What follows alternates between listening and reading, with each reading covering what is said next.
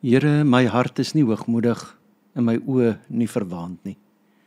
Ek hou my nie besig met groot dade of wat te wonderbaar is vir my nie. Maar ek het my siel tot kalmte en bedaring gebring. Soos 'n kindjie by sy moeder, soos 'n kindjie is my siel in my.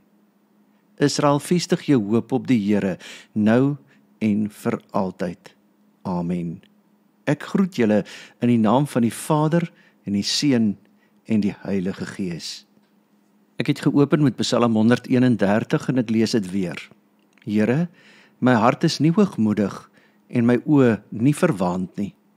Ek hou my nie besig met groot dade of wat te wonderbaar is vir my nie.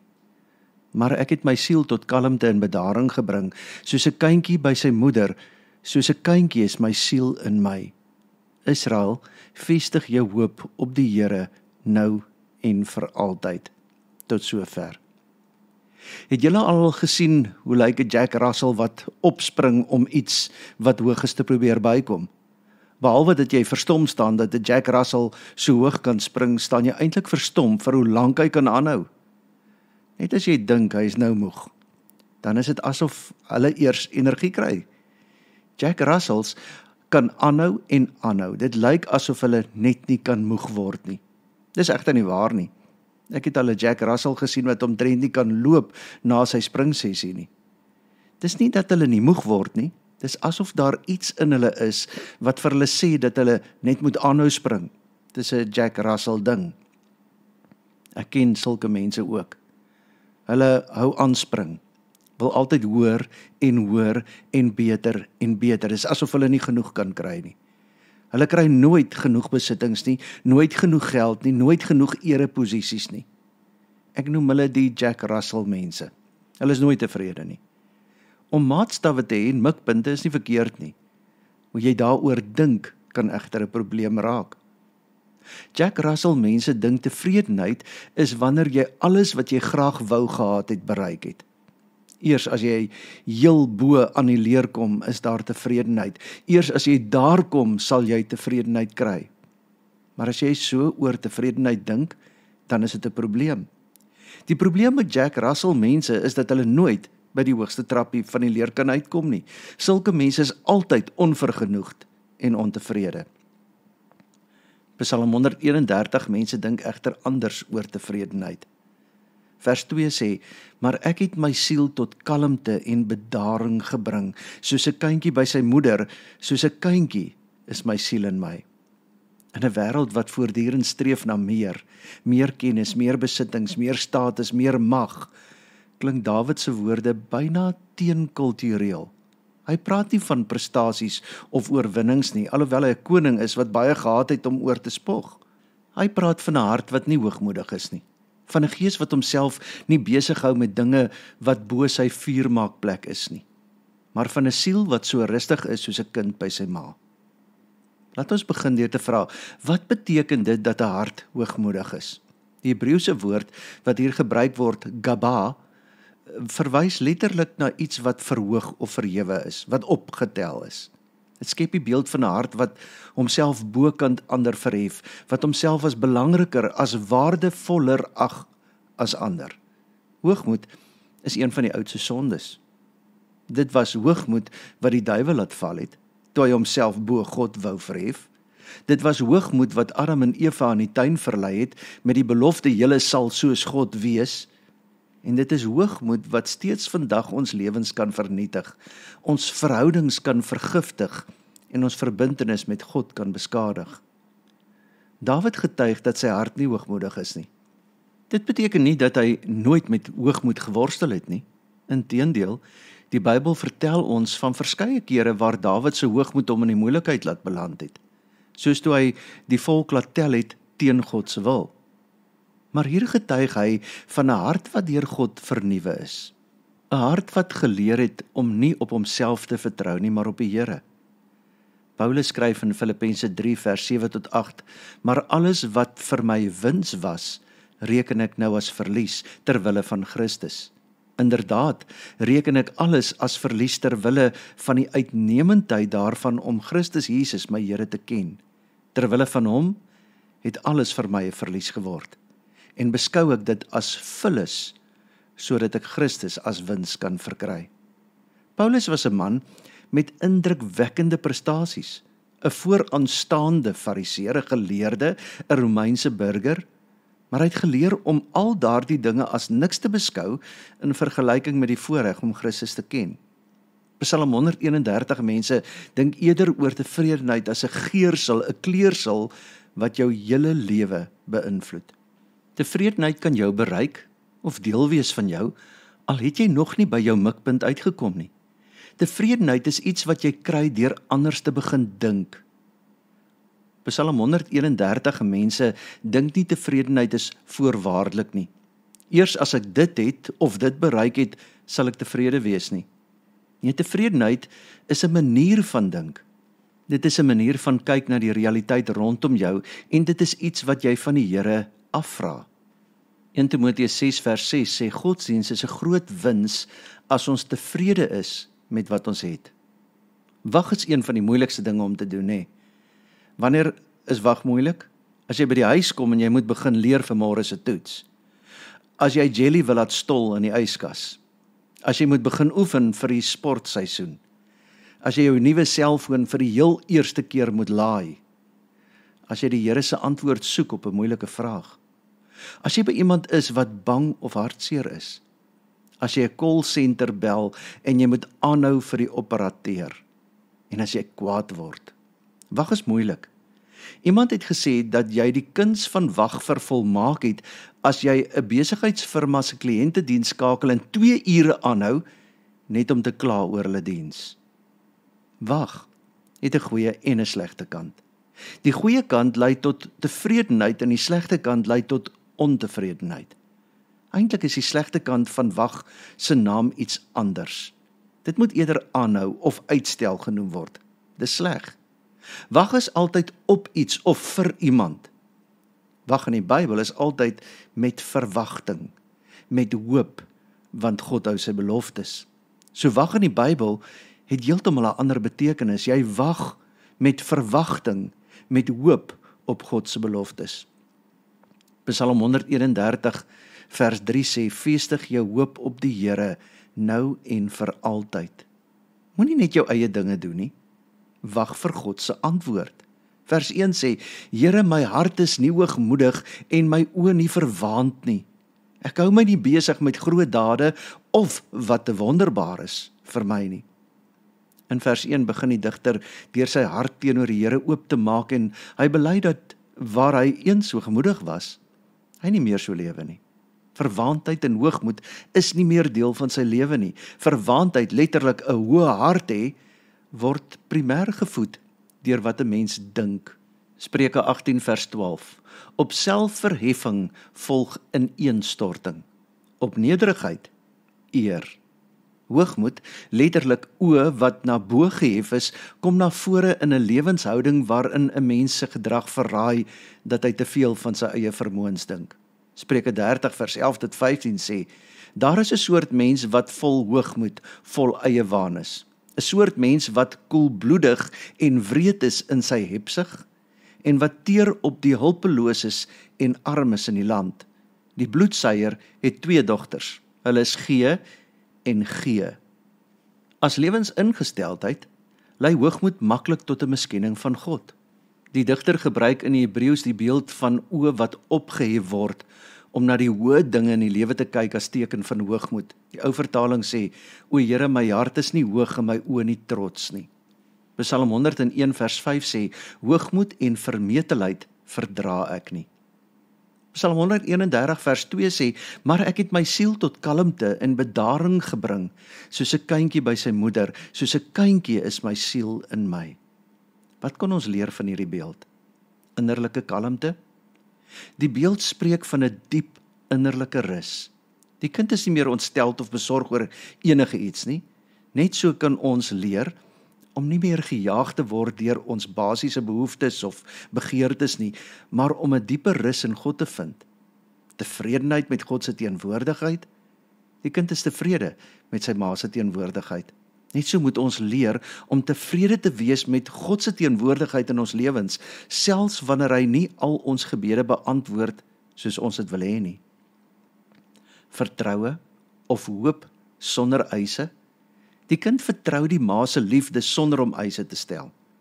Net so moet ons leer om God se liefde te vertrou sonder om altyd te eis dat hy dit op ons manier sal bewys. Dawid sê dat hy sy siel tot kalmte en bedaring gebring het. Dit is 'n aktiewe proses. Dit gebeur nie van self nie. Dit verg 'n bewuste keuse, 'n dissipline, 'n toegewydheid. In ons gejaagde, lawaaierige, selfgerigte wêreld is stilte en rus, kalmte en bedaring skaars. Ons vul ons lewens met geraas, die geraas van die media, van sosiale netwerke, van besige skedules, van eindelose aktiwiteite. In hierdie konteks word Dawid se woorde radikale uitnodiging. Maak jou siel stil en rustig. Bring jou siel tot kalmte en bedaring. Hoe doen jy dit? Eerste plek deur gebed. Nie gebed is 'n lys van versoeke nie, maar gebed is 'n gesprek, 'n tyd van intimiteit met God. Deur die woord, deur tyd te spandeer met God se woord, nie net om inligting te versamel nie, maar om ons harte te voed. Deur stilte, deur tye van stilte in ons daaglikse lewens in te bou. Tye waar ons net stil word voor God. Deur dankbaarheid, deur te fokus op wat God reeds gegee het, eerder as wat ons dink wat ons nog nodig het. Deur vertroue en hoop, deur ons bekommernisse en vrese aan God oor te gee, wetende dat hy vir ons sal sorg, nog altyd gesorg het en steeds dit sal bly doen. Dawid vind rus en vrede by God. 'n Kind soek gewoon die teenwoordigheid en warmte van sy ma op. Die psalmdigter sê dat sy menswees kalm word en tot bedaring kom by sy ma en so ons by God. Net soos 'n kind wat deur sy ma getroos word. Blykbaar was die digter eers in opstand teen die wil van God. Omstandighede het hom egter tot kalmte gedwing. Teenoor die gejaagde en onvergenoegde lewe van een wat strewe na wat bo sy vermoë is, het hy kalmte en rus in sy vertroue en hoop in die Here gevind. Die digter getuig van die groot verandering in sy siel. Die diepste van sy wese kom by God in bedaring. Sy verwaandheid en hoogmoed het dus waarlik sonder enige twyfel plek gemaak vir rus en kalmte. Die digter sluit sy gebed af met dieselfde vermaning van Psalm 130 vers 7. Vestig jou hoop op die Here. En dan voeg hy by, nou en vir altyd. Om jou hoop nou en vir altyd op die Here te vestig beteken vertroue in God se tyd, om te erken dat God se tyd nie noodwendig ons tyd is nie, en dat sy planne dikwels anders ontvou as wat ons verwag. Geduld in beproewing, om geduldig te bly, selfs wanneer ons situasies moeilik of pynlik is. Wetende dat God besig is om te werk, selfs wanneer ons dit nie kan sien nie, selfs wanneer ons dit nie ervaar nie. Gehoorsaamheid in die tussentyd, om getrou te bly aan wat God ons reeds gewys het, selfs terwyl ons wag op verdere leiding. En dan hoop in God se beloftes, om vas te hou aan God se beloftes, selfs wanneer die vervulling daarvan ver weg lyk. Dawid sê dat ons moet hoop op die Here, van nou af tot in ewigheid, van nou af en vir altyd. Dit is nie 'n tydelike strategie nie, dit is 'n lewenslange verbintenis. Dit is die fondament van 'n lewe van geloof, om te leer om op God te wag, om te vertrou en in hom te hoop. Jy kan nie net vir hier en nou lewe nie. Jy moet weet dat jou dade nie net jouself beïnvloed nie, maar ook almal met wie jy te doen kry. Geloof is om in selfs die moeilikste omstandighede op God te bly hoop en toe te laat dat God jou siel tot bedaring bring, soos 'n ma met haar kind doen.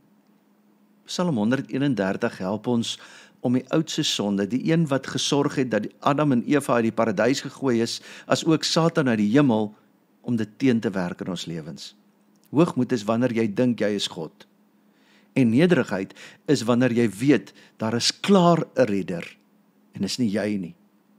Die Engelse woord humility, nederigheid, is verwant aan die woord humus, wat aarde of aards beteken. Om nederig te wees is om naby die grond, naby die bottom te wees. Nederiges is mense wat weet hulle is sterk omdat hulle godsinne is. Nederiges weet hulle het vergifnis nodig, hulle is immers nie volmaak nie en daarom deel hulle graag vergifnis uit. Ander mense is ook nie volmaak nie.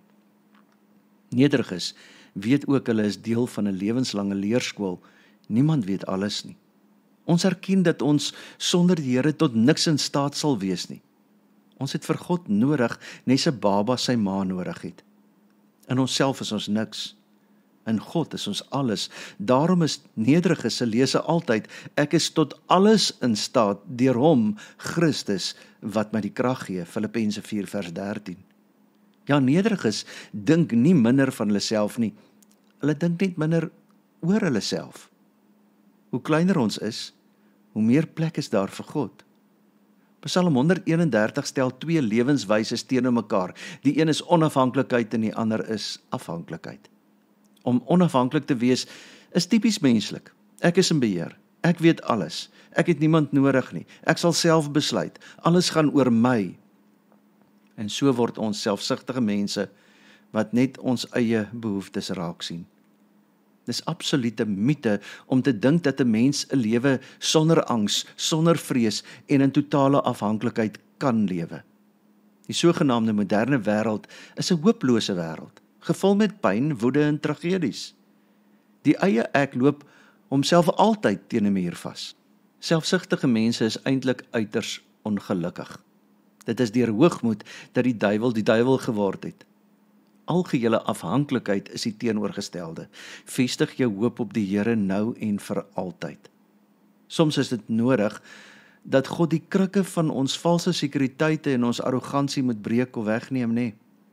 Soms is dit krikke van voorspoed, gesondheid, jeug en krag, welsprekendheid, verstand, dierbares, posisie en aansien, sodat ons weer op 'n plek van algehele afhanklikheid kan kom. Soms kom ons gewoon op 'n punt waar ons besef hoe leeg en sinneloos ons lewe sonder hoop in God is. In die skrywer van Psalm 131 het sy arrogansie en onafhanklikheid plek gemaak vir vrede, diep binne in homself, omdat hy sy hoop nou gevestig het in God. Filippense 4 vers 6 tot 7, die Here is naby, moet oor niks besorg wees nie, maar maak in alles julle begeertes deur gebed en smeking en met danksegging aan God bekend. En die vrede van God, wat alle verstand te bowe gaan, sal oor julle harte en gedagtes die wag hou in Christus Jesus. Maar ek het my siel tot kalmte en bedaring gebring, soos 'n kindjie by sy moeder, soos 'n kindjie is my siel in my. Israel, vestig jou hoop op die Here nou en vir altyd. Ons moet ons onafhanklikheid prysgee vir afhanklikheid. Dis 'n beweging van die ou lewe na die nuwe, van vrees na vertroue, van onafhanklikheid na vertroue en selfprysgawe en hoop. Dis die pad van die kruis. Die digter sê, ek gee my trots prys, ek gee my arrogansie prys, ek vind rus in God, ek plaas my hoop op die Here. En dis wat Jesus vir ons aan die kruis kom doen net ook. Hy het vir ons aan die kruis gesterf, sodat ons afhanklik in die hande van die Here kan leef. Jesus het self die nagmaal ingestel en vir sy disippels gesê om dit gereeld te gebruik. Hoekom? Sodat ons nooit sal vergeet wat Jesus vir ons gedoen het nie. Hy het aan die kruis vir ons gesterf, maar hy het ook opgestaan en hy lewe. Die brood wat ons eet, laat dink ons aan die swaar kry en die dood van Jesus aan die kruis. Die wyn wat ons drink, laat ons dink aan die bloed van Jesus Christus wat vir ons aan die kruis gevloei het. Wanneer ons die brood en die wyn gebruik, sê ons almal saam vir die Here dat ons sy kinders is. Ons sê ook daarmee dat ons glo en dat Jesus ons persoonlike verlosser en redder is. Kom ons neem die brood. Wanneer ons die brood eet, dink ons daaraan dat Jesus vir ons aan die kruis gesterf het en glo ons dat hy al ons sondes weggevat het. Kom ons eet die brood.